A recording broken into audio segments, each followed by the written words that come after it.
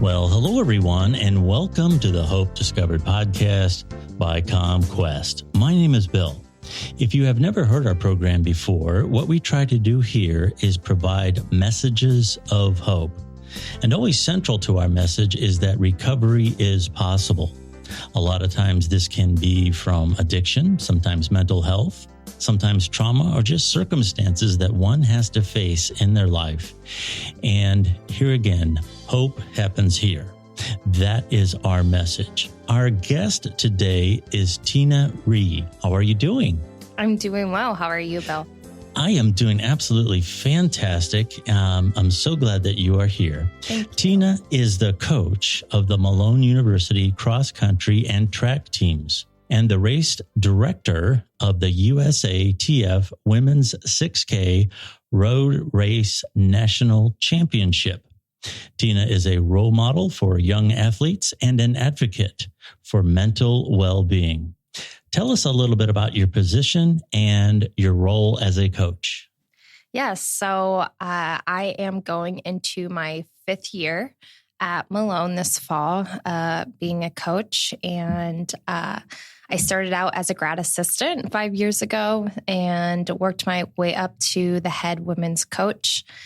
Last year, I took over the men's team, and I'm very excited to announce that I am moving in a different position, a different role this year, which I'm really excited about. So my official title now will be Director of Cross Country and Track and Field. So I'm taking over the track side of things and mentoring my assistant coaches, and we're really excited about this merge.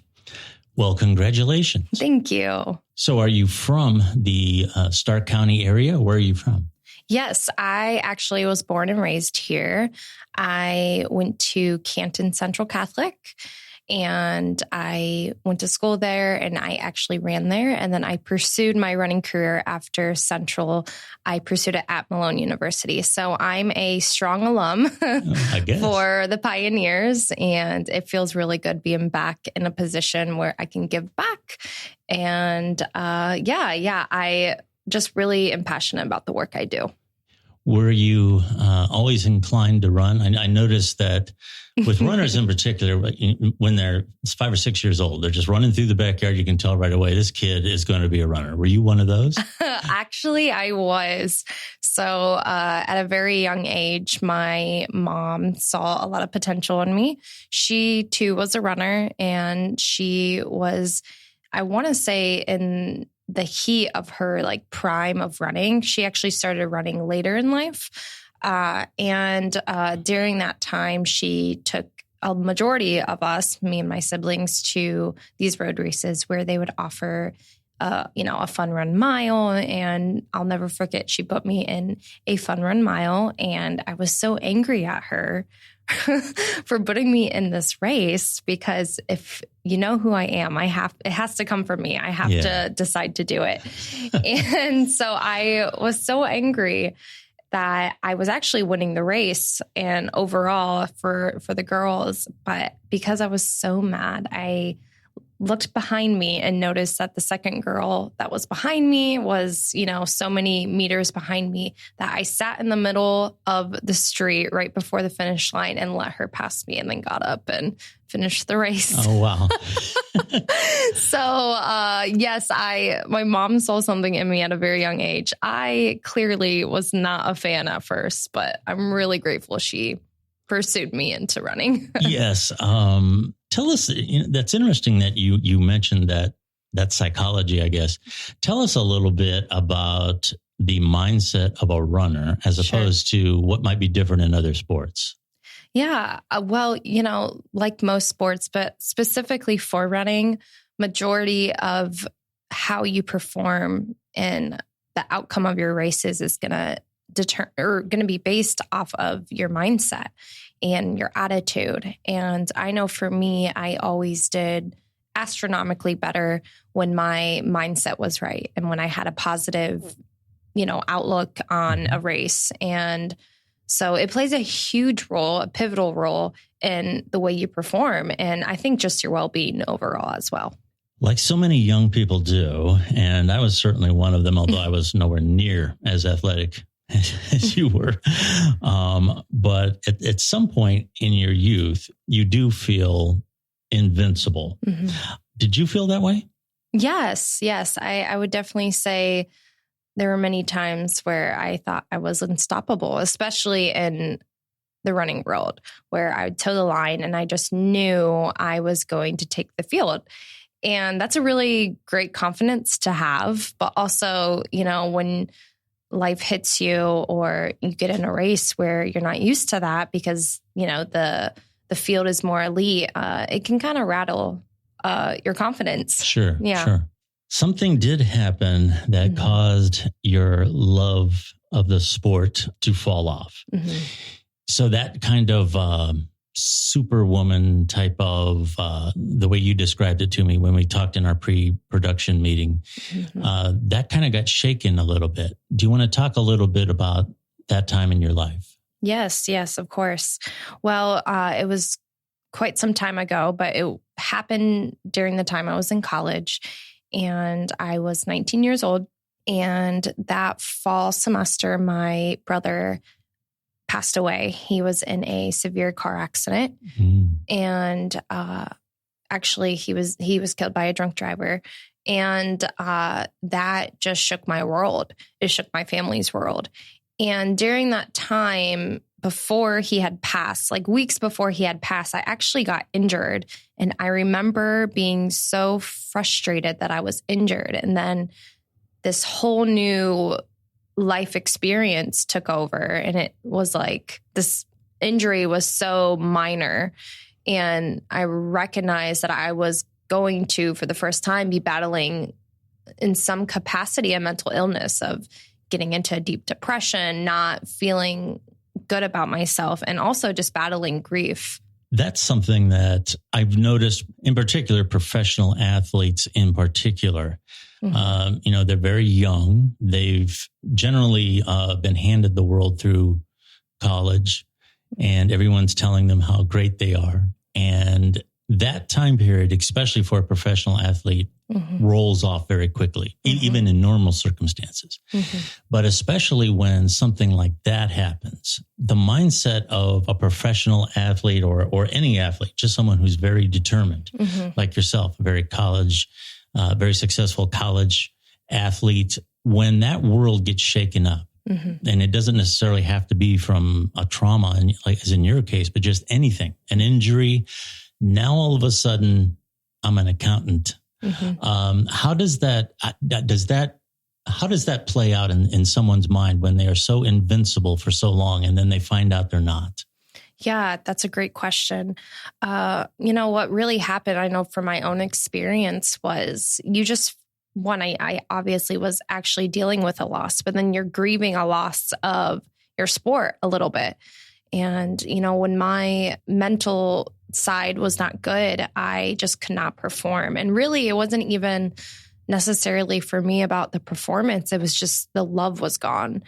And when that happens, it's really taking a step back and recognizing that there's some other big issues that you need to conquer before you can toe the line. And sports has given me so much confidence in who I am. I actually was not as confident, I want to say, in my younger years, but this sport has given me so much confidence. And so when you take that away and then you have this traumatic experience that you're dealing with, you feel sort of lost.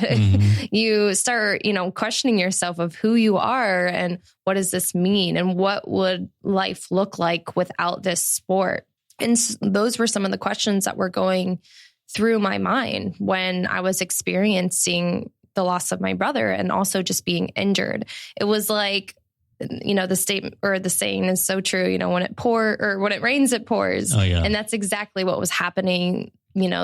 Those 2 years of college, it was like setback after setback with running, and then traumatic experience, lost my brother. And then it was just more stress piled on. My sleep was interrupted. I could hardly sleep with all the stress I was dealing. And stress just has a physical impact on your body, especially just your mental state has a physical impact. And so it was very complex and very I want to say it was like a soul searching journey for me of who am I and what does this look like if I didn't have this sport? And I want to say that for me, I concluded that no matter what, running has given me so much in my life. Even if I were to close the book on running right now, I would still be worth it. I would still be someone great. And I think that was the turning point for me. And I can't specifically remember, the year it happened. Actually, I do remember a specific moment when it happened. It's in my head right now. But when that was a turning point for me, it was so beautiful because running started becoming fun again. Mm-hmm. It was like when I believed in my heart that I was okay without this sport and I took the pressure off because people knew me as a runner. They still do. They still ask me today, like, oh, are you training for anything? And I'm not at the moment. And that's something also a new battle I've had to deal with. But people knew me as a runner around here, and they associate me as, the great runner. And so when I wasn't doing that, it was really, really hard. And I felt guilty for not performing a certain way. And there was just so many complex emotions wrapped around that. But when I got to that point where I recognized that I am worthy without this sport, even if I never PR'd again, or if I never towed the line and won a race again, it was going to be okay. And that's really the awakening of when I started gaining confidence back in myself, was when I told myself, oh, I'm okay with or without this sport. And then it was like, boom, my performance level went through the roof. Sure. During my college experience. That was going to be one of the, when we have this program and we talk to individuals who have been on this kind of a journey, there's kind of like an awakening moment. Mm-hmm. And when you're caught in the cycle, you feel that it's never going to come. Mm-hmm. Yeah. What would be your advice to someone who may be caught in that spot? Sure. Where the bright light just isn't there yet. That light at the end of the tunnel just isn't there yet. You managed to work your way through it. Mm-hmm. What would be your advice? How do you find the strength to persevere until you get down that tunnel and you can see some light? Yes. I want to say for me, I have such a strong faith, so I don't want to disregard my faith. But also, I also know the importance of not dealing with it by yourself. And so I'm a type of person, I'm very self-sufficient. I'm very independent. And so it's really hard for me to sometimes express my emotions and what I'm dealing with and feeling. And I tend to want to deal with things on my own. And that was something I had to learn was, no, I don't need to deal with this on my own. And so I think when you come to that conclusion of, I don't need to deal with this on my own, I can let others in, and you find those safe people to open up to, and you find those people that want to support you and get you back to where you want to go, that's a game changer. And also I think it's being completely and unshatterably honest with yourself of where you're at. And so, for me, it was like, I'm fine. And then I had to take a step back, have some more self-awareness and say, you know what? I'm not fine. I'm not good. My mental state is not right. I need to fix this. And so when you can have more self-awareness, you can practice more, have more, self-discipline in yourself and knowing what you need to change. But also I think too, and I say this about training, is the healing process. And when you're going through trauma, it's not always going to look linear. Mm-hmm. Sometimes you're going to take 5 steps forward and then you're going to take 3 steps back. And so if you can be kind with yourself and knowing that, hey, this isn't going to be a linear experience, 1 + 1 doesn't always equal 2, and you have that recognition about the process, you're going to be able to move forward when you took those, steps back where you're like, oh my gosh, I'm set back. But knowing, no, you're still on this journey, keep moving forward and just being completely, confident in what you want to accomplish. That is absolutely great advice. So many times when it comes to mental health, people won't reach out because they feel it as a sign of weakness. Mm-hmm. Yes. And, it's just like anything else. We say that so often here. If you hurt your elbow, you go to the doctor. Sure. And, if you're hurting emotionally, you get help. And that's something that I feel that message is so important, that having a good support system and not dealing with it by yourself was not something that you needed to do. Mm-hmm. How do you incorporate these really wonderful lessons of well-being Mm-hmm.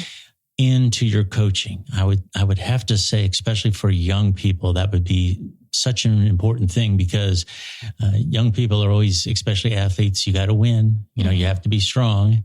But then there are times when, like you said, sometimes it's good to ask for help. I can't handle this on my own. Mm-hmm. So how do you incorporate that lesson into your coaching?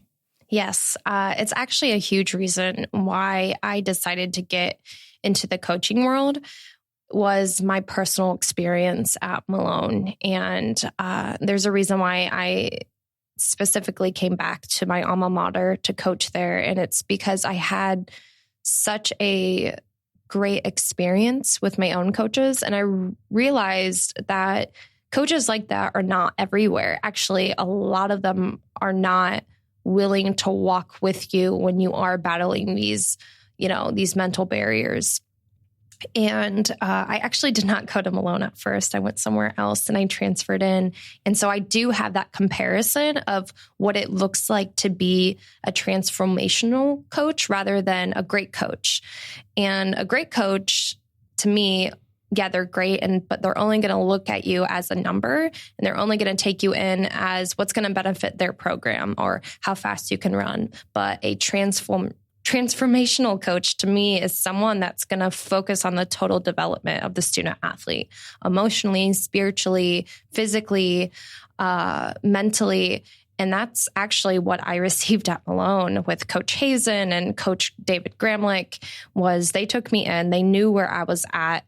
I actually physically was beat up from the training I was doing at the last program I was from. And so when I came in, my times weren't, where they should have been. And they were like, no problem. And so I was dealing with that and feeling really good. And then I got injured, and then my brother passed away. So it was like all these barriers, and they could have easily said, you know what, you're not producing what you used to in high school.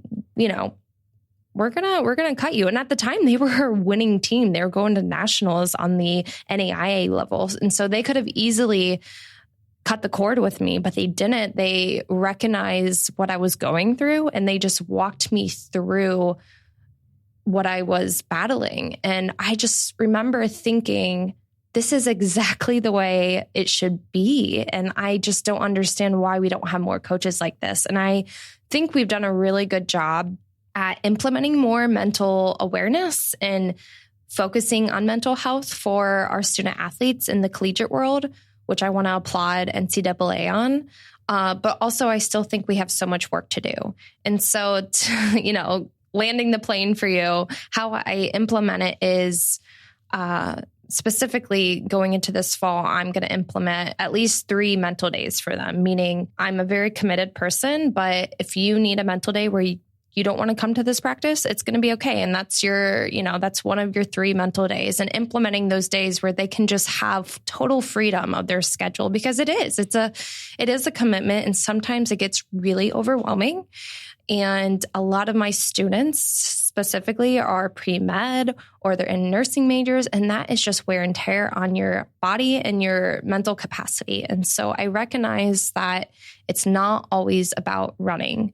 For me as a coach, it's about their mental state. And truthfully, if their mental state is not there, they're not going to perform. Their body is going to hold on to that stress, and it's going to cause them to be prone to injuries. And so for me, it's a no-brainer. And so implementing these mental days for them, also having bi-weekly meetings, individual meetings with my athletes, just checking in. Hey, how are you? How's it going? We don't even need to talk about running, but how are you? And so for me, that personal connection, that trust is the foundation of my program. That is so refreshing, because I can tell you, I'm a I'm not going to say how much, but I am older than you.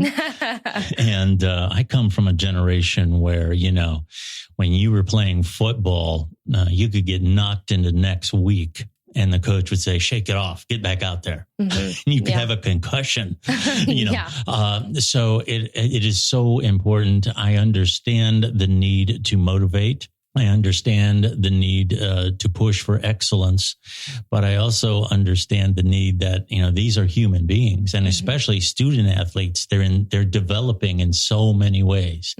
And that healthy sense of self-awareness that you talk about is so important. Speaking of young people today, they have been around a number of different challenges with the COVID, for example. Yes. You've had people who have been isolated. Yes. They have missed, I'm sure, a lot of training, a lot of plans that they may have had for their future, have had to take a sideline or go a different route.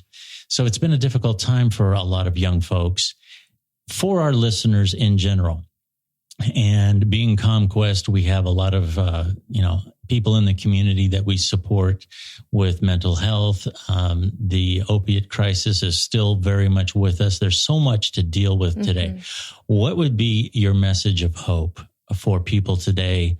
You have so many wonderful life lessons. What would be a good parting shot, I guess, for lack of a better term, in terms of hope and a good, healthy self-awareness?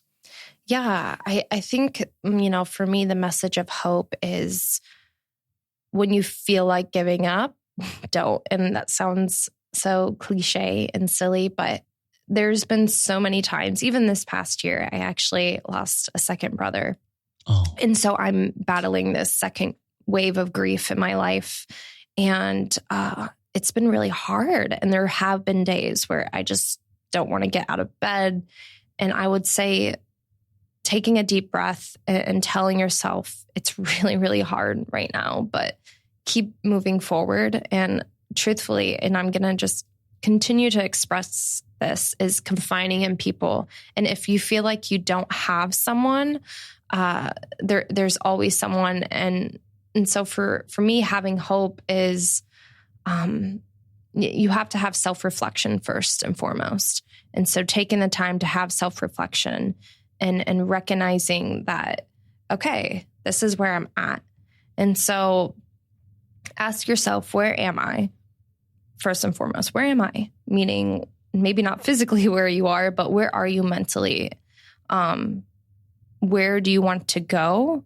And then how are you going to get there? And so I think when you have a plan a little bit and not, clinging to that plan, because as we know, life changes and things change and you have to be flexible.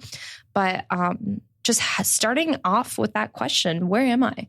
Where am I right now in my journey? Where am I mentally? And where do I want to go? And how am I going to get there? And there's always someone to talk to. There's always help when you need it. And oftentimes when things are left unspoken, people aren't going to know. And so I've done, this so many times where I just assume someone knows how I'm feeling, and that's silly. And so I've done a better job of, if I don't express it or say it, no one's going to know it. And so my, hope message for people that are struggling right now in any capacity, whether it's substance abuse, whether it's a drinking issue, whether it's just dealing with trauma, dealing with a loss, is talk to someone. Someone is going to care. Yeah. I was not aware of your continued loss. Obviously, my deepest condolences. We're coming up on the time of year when we do talk about grief awareness. Let me pivot to that just in wrapping up here. Is grief an emotion that requires any special application of the skills that you have acquired? Is there a special way to deal with grief? Because unfortunately, there's really nothing you can do, I guess. The situation can't be remedied. You just have to get through it. How is that process a little different, or do you have to apply something different to get through that? Sure. Yes. I would definitely say even, I'm a different person. I've dealt with a lot of life at 31 years old. And so I would even compare this loss very different to the way I felt with my brother passing away in college. And I think for me, the difference is I recognize that I need to deal with it. Mm-hmm. And so instead of shoving things down, as I often like to do, and then I just keep moving forward. And I want to be authentic and honest, is I have done that in some capacity with my recent brother passing. But if you don't deal with it now, the truth is it's going to surface at some point in your life. And it could be, you being short with your spouse, you being short with friends, you isolating yourself. And when you don't deal with your emotions and you don't take your mental health seriously, you will get to a point where you're having all these fluctuations in your emotional state, and you have mood swings, and you realize, well, why am I feeling this way? And the reality is you're feeling that way because you haven't dealt with your emotions. You haven't been able to express them. And so I think the best thing I can tell someone when they're grieving is allow yourself to grieve, and also don't feel guilty about it. I think there's sometimes guilt wrapped around someone grieving, and we put a timeline on what it looks like. And again, things are not always linear, and you can't put a timeline on losing someone close to you. I mean, it's just, we're human beings. We're made for connection. And so when you have that fracture in your life, you have to give yourself time to heal. And so don't put it on the shelf. Don't say you're going to deal with it on a rainy day. And I say that because I have done that. And I would say I've been battling grief more with my recent brother, more so this month than ever. And he actually passed away in March. And so deal with it as soon as you can. Allow yourself to feel it. It may come back in waves, throughout the years, but allow yourself to feel it because it is a loss, and don't negate that loss. Yeah. That's one of the things when I've dealt with grief. Like I said, the loved one is gone. It's so frustrating. Maybe that's what I can't remedy this situation. Mm-hmm.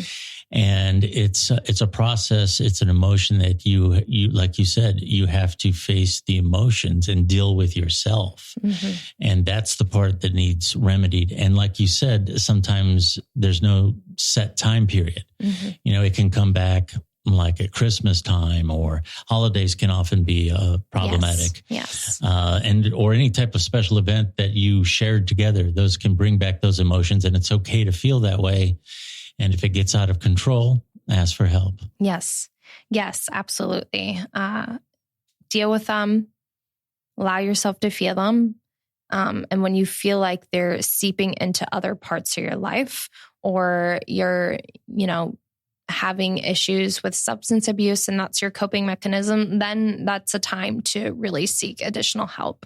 Absolutely. And that's a great point. Mm-hmm. You want to reach out to the appropriate help, whether it be professional or someone that you trust very much. Mm-hmm. If you feel the need to cope with substances, that's a red flag that you really need to reach out for help.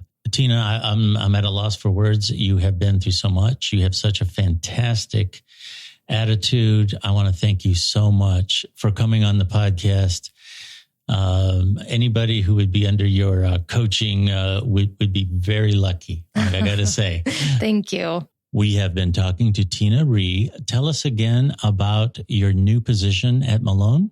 Yes, I am moving into the position of the director of track and field and cross country, meaning both programs will merge into one, and it will be all under one umbrella. That is absolutely fantastic. Congratulations. All of us here at CommQuest wish you nothing but the absolute best and much success. Thank you so much. You've been listening to the Hope Discovered podcast by CommQuest. If you would like to find out more about what we do here at CommQuest, I would urge you to go to CommQuest.org. And once again, that's CommQuest, CommQuest, CommQuest.org. thank you very much for listening to our podcast, and we will be talking to you again very soon.